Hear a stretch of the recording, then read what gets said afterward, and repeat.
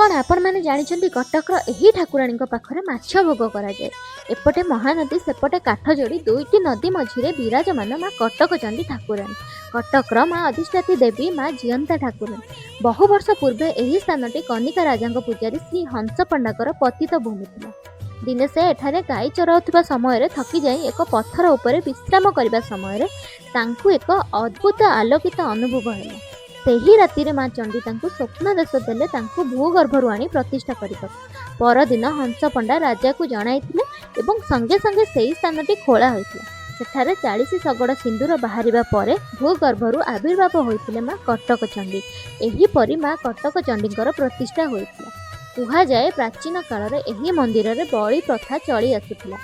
हेले एबे से बलि प्रथा को बंद करा जाए एठारे माछ भोग करा जाउची एवं एही आमिष भोगरे पियाज रसुण पड़ेनी हेले बेलपत्र पड़ी भोग लगी हुए नहीं। मु शुणिथिली एही मंदिरटी 30 फुट उच्चता एक मार्बल आच्छादित मंदिर। एठी विराजमान करती माँ कटक चंडी।